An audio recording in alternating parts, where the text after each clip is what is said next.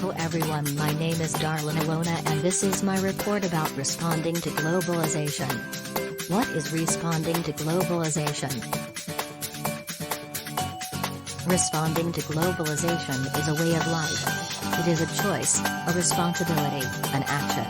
Everyone responds to globalization to some extent because everyone is connected through globalization. Globalization is the process by which the people of the world are unified into a single society and function together. Global firms take shape by borrowing best practices and new ideas from multiple cultures. The most important competencies in handling IT are 1. Managing self 2. Managing communication 3. Managing diversity 4. Managing across culture 5. Managing teams 6. Managing change 7. Managing ethics 4. I, as a global citizen, should be responding to globalization to a very large extent. Why?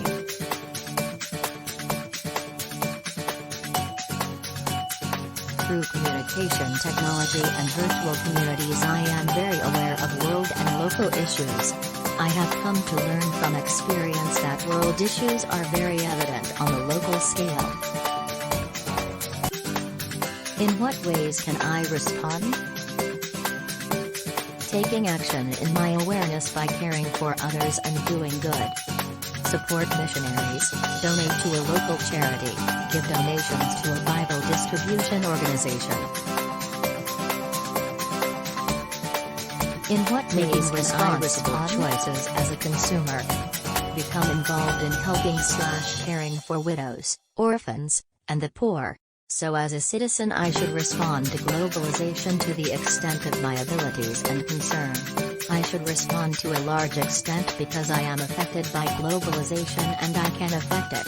Responding to globalization is a way of life. It is a choice, a responsibility, an action.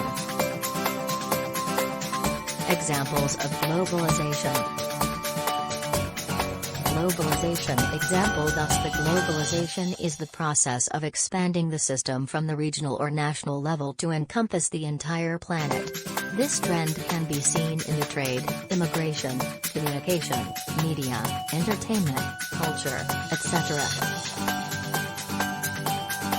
Really, globalization could be financial globalization, economic globalization, technological globalization, political globalization, cultural globalization, ecological globalization, and sociological globalization, etc. Advantages of globalization.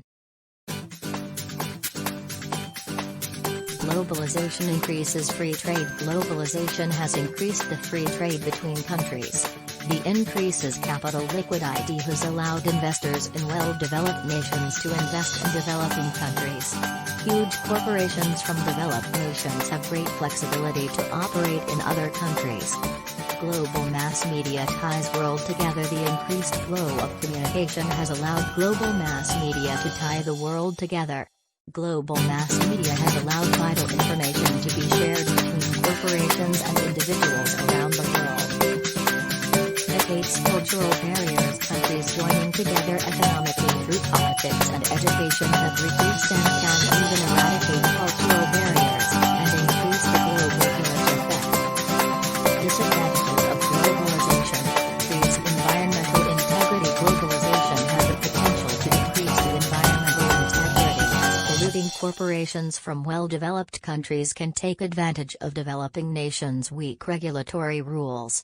The seek for cheap labor. Globalization's increases of non-skilled and skilled jobs from developing nations to well-developed countries as huge corporations seek for cheap labor.